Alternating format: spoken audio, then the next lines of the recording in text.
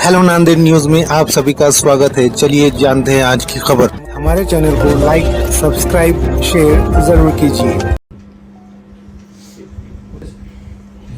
देखिए, बहुत सारे लोग ये सवाल कर रहे हैं कि इम्तियाज जलील मुंबई से क्यों लड़ना चाहते हैं करके।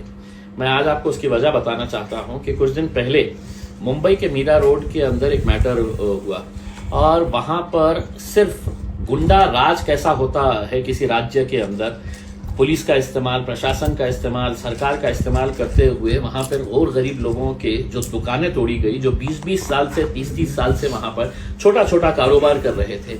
एक बुजुर्ग आदमी का वीडियो मैंने देखा था जो रोते हुए कह रहा था कि मेरी रोजी रोटी है तो इसी के ऊपर थी और मैं 30 साल से यहाँ पे एक छोटा सा गैरेज चला रहा था और उसी के आंखों के सामने उसकी वो रोजी रोटी का जरिया है तो बुलडोजर के जरिए तोड़ा गया।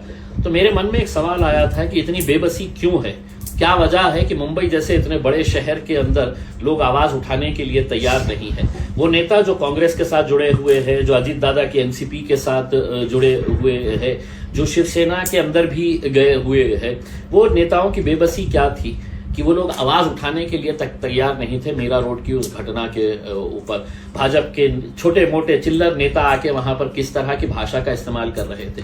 तो मेरे मन में यह सवाल आया था कि आखिर वहां पर इतनी बड़ी तादाद के अंदर आपकी कौम अगर रहती है, इतने सारे लोग वहां पर हक, इंसाफ, सच्चाई और लड़ाई की बात करते हैं, तो वो खामोश क्यों थे करके उसमें तब समझ में आया है कि जो मुसलमान एमएलएस थे वो उद्धव ठाकरे के साथ जुड़े हुए हैं तो उसको नाराज नहीं कर सकते हैं, जो अजीत दादा के साथ जुड़े हुए हैं वो एकनाथ शिंदे और भाजपा के साथ लगे हुए हैं तो वो उनको नाराज नहीं कर सकते हैं। तो बेहतर ये था कि खामोश बैठो करके। और वहां पर वो बेबसी देखने के बाद मुझे ऐसा लगा कि नहीं, बंबई में जाना चाहिए और बंबई के अंदर इन जितने भी मजलूम है, जितने भी परेशान लोग हैं, उनके लिए एक ताकत बनकर खड़े रहना है करके।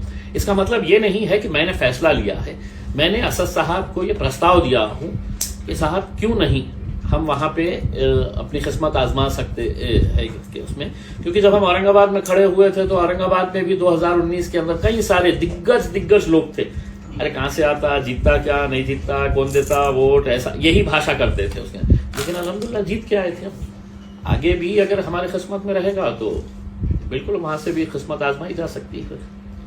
सर, एमआईएम महाराष्ट्र में कितनी जगह पे लोकसभा इलेक्शन लड़ेगी? देखिए, अब जो माहौल महाराष्ट्र के अंदर बनता जा रहा है उसे देखते हुए आप ये समझ लीजिएगा कि इलेक्शन का आय तक कितने नेता कहां पे उड़ियां मारने वाले हैं, कहां पर कूदने वाले हैं, ये आप हर रोज देख रहे हैं उसमें। तो अब कई कॉन्स्टिट्यूएंसीज ऐसी हमारी नजरों के सामने आ रही है कि जहां पर हमको ऐसा लगता है कि अरे ये तो समीकरण पूरा बदल गया है, हम वहां पर जा सकते हैं करके। तो ऐसी कुछ कॉन्स्टिट्यूएंसीज के ऊपर मेहनत चालू है, सर्वे चालू है और इंशाल्लाह लड़ेंगे। मुंबई का कौन सा मतदार संघ? देखिए, अभी मैंने कल के दिन मुंबई की पूरी टीम आई थी, उनके साथ चर्चा की। अब उनके अंदर ये आपस में खिंचमतानी चल रही है कि नहीं साहब ये कॉन्स्टिट्यूएंसी से लड़ना, कोई कहता कि नहीं साहब मेरी कॉन्स्टिट्यूएंसी से लड़ना चाहिए करके उसमें। तो एक लोगों के अंदर एक इंटरेस्ट है, उनको भी मालूम है कि अगर वहां पर कोई मजलूमों की जो परेशान हाल है, जिनके ऊपर बुलडोजर चलाया जा रहा है, उनके लिए अगर कोई आवाज उठा सकता है तो वो सिर्फ एमआईएम उठा सकती है।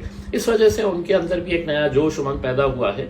लेकिन ये सब इस बात के ऊपर निर्भर करेगा कि बैरिस्टर असदुद्दीन अवैसी साहब क्या फैसला लेते हैं। अगर वो कहेंगे कि नहीं इम्तियाज औरंगाबाद से नहीं, तुमको नांदेड़ से लड़ना है, तुमको धुलिया से लड़ना है, मालेगांव से लड़ने का है, तो हम आ जाएंगे उसके।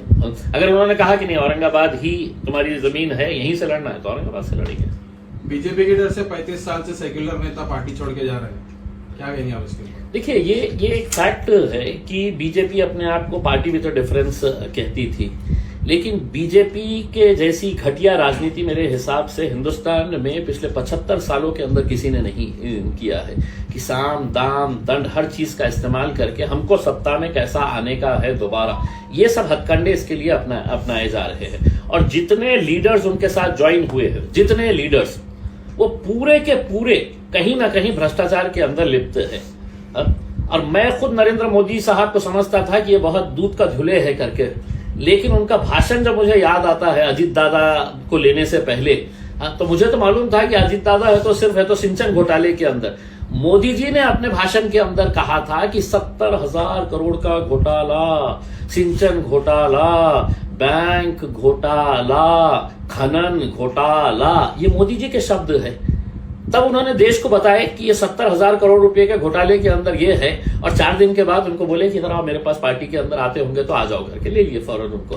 तो ये इतने दूध के धुले हुए वजीर आजम अगर है, और वो अगर हमारे को ज्ञान दे रहे हैं और देश को साफ सुथरा और बिल्कुल भ्रष्टाचार मुक्त अगर बनाना चाह रहे हैं, तो पहले अपने गिरेबान के अंदर झांक के देखिएगा। आपका वो भाषण जो है, देवेंद्र फडणवीस का भाषण याद है? अजीत दादा हमको ये मिलेंगे, जैसे ही अजीत दादा हमको मिलेंगे, हाँ, तो हम चक्की पीसिंग, चक्की पीसिंग, चक्की पीसिंग, ये इनका देवेंद्र फडणवीस का भाषण। तो ये सिर्फ जनता को बेवकूफ बना रहे हैं। इलेक्शन में इनको समझ में आ जाएगा कि इनका हशर क्या होने वाला है। चंद्रकांत खैरे ने आपके ऊपर भ्रष्टाचार के आरोप लगाए। बस बहुत अच्छे, मेरे बहुत अच्छे परम मित्र है, बहुत अच्छे इंसान है वो। मैं उनको चाहूंगा कि मेरे साथ में बैठे हो, हम दोनों साथ में बैठे, कुछ मीडिया वालों को बुलाएंगे और सामने सामने बात हो जाएगी, किसने क्या किया है, किसने क्या नहीं किया है करके। भाषणों के अंदर तो मैं तो खैरे साहब से भी अच्छा भाषण दे सकता हूँ, जबान मेरे मुंह में है तो उनसे अच्छी जबान है उसमें। लेकिन ये है कि अगर सच्चाई के ऊपर बात करने का है तो खैरे साहब, जगह आपकी, समय आपका, दिन आपका, बैठे एक दिन आ जाए, साथ में बैठे, उसके अंदर एक साइड में आप बैठ जाए और दूसरे साइड में वो केंद्र के जो मंत्री है जिन्होंने कहा कि इम्तियाज जलील ने क्या किया है करके। तो भगवत कराड़ साहब, आप और आपके साथ भारतीय जनता पार्टी के दोनों मंत्रियों को बिठा दीजिएगा साथ के अंदर, और हिसाब दूध का दूध पानी का पानी हो जाएगा। उसके अंदर कब बैठते हैं बता दीजिएगा मेरे को।